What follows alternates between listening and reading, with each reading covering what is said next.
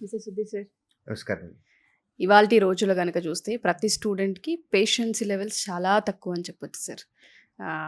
కొన్ని రోజులు కాదు, కొన్ని నిమిషాలే ఉండడం కష్టమైపోయింది. అలాంటిది వాళ్ళు కాంపిటీటివ్ ఎగ్జామ్స్‌కి ప్రిపేర్ అయ్యే ప్రాసెస్‌లో ఒక సక్సెస్‌ని చూడాలి అనుకుంటే, వాళ్ళు అనుకున్న సక్సెస్‌ని చూడాలి అనుకుంటే పేషెన్సీ ఎంత అవసరం అంటారు?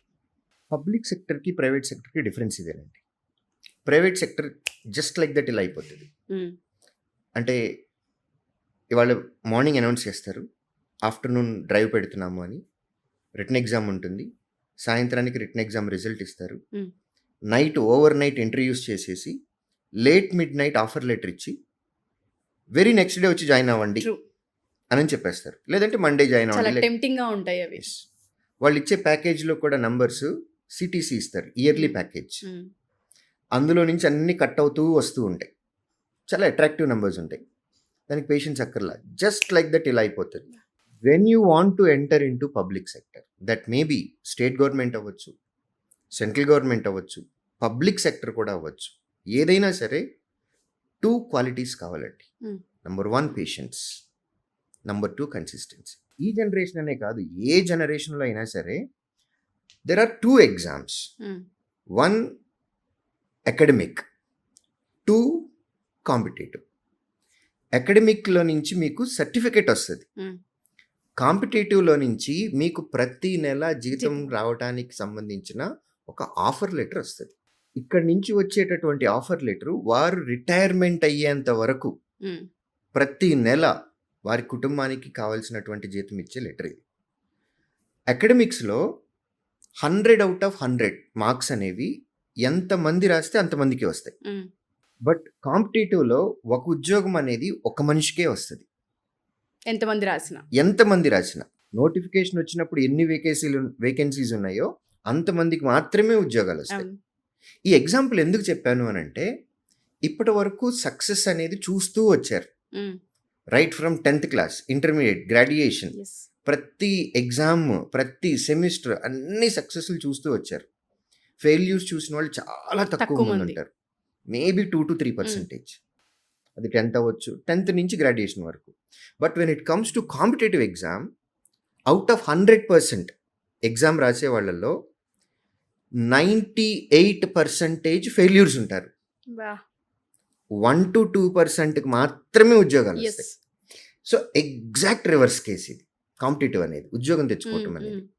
సో 98%లో ఉండటానికే స్కోప్ ఎక్కువ ఆస్పిరెంట్కి. 100 మందిలో ఇద్దరికి మాత్రమే ఉద్యోగాలు వస్తున్నాయి. మిగతా 98 మందికి ఉద్యోగాలు రావు. యెస్. సో పర్సంటేజ్ 98 ఎక్కువ ఉంది. ఫెయిల్యూర్కి పర్సంటేజే ఎక్కువ ఉంటుంది ఇక్కడ కాంపిటేటివ్ కాంపిటేటివ్ ఎగ్జామ్. ఎగ్జామ్స్‌లో.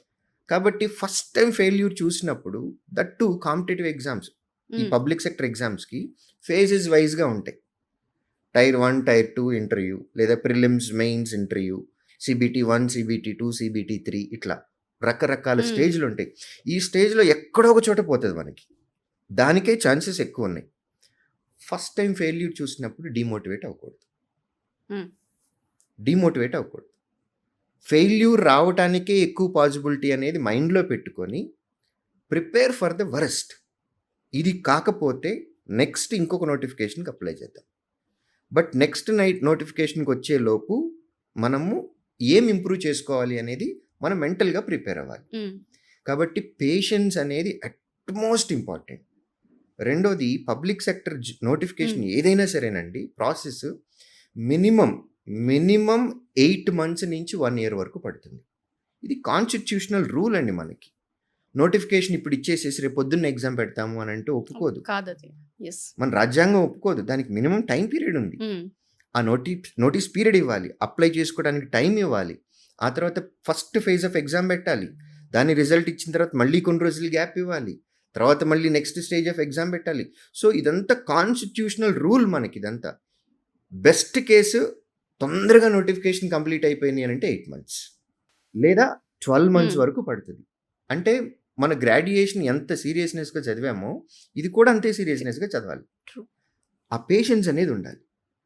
ఎట్లాంటి పేషెన్స్ ఉండాలి, ఎలాంటి కన్సిస్టెన్సీ ఉండాలి అని అంటే, ఈ నోటిఫికేషన్ మనం ఫెయిల్ అయ్యాము అని అంటే నెక్స్ట్ నోటిఫికేషన్కి అప్లై చేయాలి మనము అనే స్ట్రాంగ్ మైండ్ సెట్ ఉండాలి. అంత టైము మనం నిలబడటానికి, ప్రిపేర్ అవ్వటానికి ఓపిక మనకు ఉండాలి. ఓపిక, పేషెన్స్ అనేది ఉండాలి. కన్సిస్టెన్సీ. డే 1 ప్రిపరేషన్ అప్పుడు మనకి ఒక చాలా స్ట్రాంగ్ జీల్ తోటొస్తాం. హ్మ్. ఇవాళ నేను 12 గంటలు చదివేయాలి అని. అది కన్సిస్టెంట్‌గా మెయింటైన్ చేయాలి. ఎప్పటి వరకు మెయింటైన్ చేయాలి అనంటే, మనం అనుకున్న ఈ ఆఫర్ లెటర్ ఉంది గదా! హ్మ్. ఈ ఆఫర్ లెటర్ మన మెయిల్‌కొచ్చేంత వరకు. బా! అప్పటి వరకు మనకి ఆ కన్సిస్టెన్సీ ఉండాలి. ఇవాల్టి రోజున చాలా సీరియస్‌గా గనక చదువుకుంటే గనక 1 ఇయర్‌లో ఉద్యోగం తెచ్చుకోవటం అనేది కష్టమేమీ కాదు. ఒకవేళ రాకపోతే ఎందుకు 1 ఇయర్‌లో హ్మ్. కష్టం కాదనంటే, నంబర్ ఆఫ్ నోటిఫికేషన్స్ అన్నున్నాయి. ఒక నోటిఫికేషన్ కాదండి. బోలెడన్ని నోటిఫికేషన్స్ ఉన్నాయి. అవును. సో, ఒక గ్రాడ్యుయేట్ ఎప్పుడైనా సరే, నేను ఈ మధ్య కాలంలో ఒక టీచర్‌గా నాకు చాలా ఇవి వస్తా ఉంటాయి. ఏంటంటే, నాకు రైల్వే ఏఎల్‌పీ అంటే ఇష్టమండి. హ్మ్. హ్మ్. నాకు ఇన్‌కమ్ టాక్స్ ఇన్స్‌పెక్టర్ అంటే ఇష్టమండి. నాకు ఆర్‌బీఐ గ్రేడ్ బి అంటే ఇష్టమండి. నాకు ఎస్‌బీఐలో పీఓ అంటే ఇష్టమండి. యెస్. మీ ఇష్టాలున్నాయి. Very good. బట్ భారతదేశంలో పుట్టినందుకు గాను మనకి అవకాశాలు చాలా ఉన్నాయి. ఒక గ్రాడ్యుయేట్‌కి మోర్ దెన్ 100 నోటిఫికేషన్స్‌కి అప్లై చేసే ఛాన్స్ ఉంది.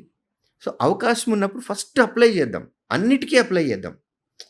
నేను బీటెక్ చదివాను. నాది క్లర్క్ రేంజ్ కాదు. Yes, I know. Me range వేరు. బట్ స్టిల్ ఒక ఉద్యోగం తెచ్చుకొని పెట్టుకుందాం. కాన్ఫిడెన్స్ వస్తది. యెస్. జాయిన్ అవుదామా లేదా అనేది తర్వాత సంగతి. సో, అవకాశం ఉన్న ప్రతి నోటిఫికేషన్‌కి అప్లై చేయటం. రైల్వే అవ్వచ్చు, స్టాఫ్ సెలక్షన్ కమిషన్ అవ్వచ్చు, ఇన్స్యూరెన్స్ అవ్వచ్చు, బ్యాంకింగ్ ఇండస్ట్రీ అవ్వచ్చు, స్టేట్ గవర్నమెంట్ జాబ్స్ అవ్వచ్చు, ఏదైనా సరే ఒక గ్రాడ్యుయేట్‌కి అవకాశం ఉన్నటువంటి అన్నిటికీ అప్లై చేస్తే 1 ఇయర్‌లో ఉద్యోగం తెచ్చుకోవటం కష్టమేమీ కాదు. ఒక ఉద్యోగం తెచ్చుకున్న తర్వాత నీ మనసుకు అనుకున్నటువంటి, హ్మ్. నీకిష్టమైనటువంటి పోస్ట్ ఏదైతే మీకుందో దానికి రెండోసారి ప్రిపేర్ అవ్వండి. ఇట్ గివ్స్ యూ కాన్ఫిడెన్స్ అండి. మేము చూస్తూ ఉంటాం మా దగ్గర ఉండే పిల్లల్ని. అవును. అవును సార్. ఉద్యోగం లేకుండా ఎగ్జామ్ రాయటం వేరు. ఒక ఒక ఉద్యోగం ఉద్యోగం ఉంది చేతిలో అవును. పెట్టుకొని ఎగ్జామ్ రాయడం రాయటం వేరు. వేరు. సో, మేము సజెస్ట్ చేసేది అది.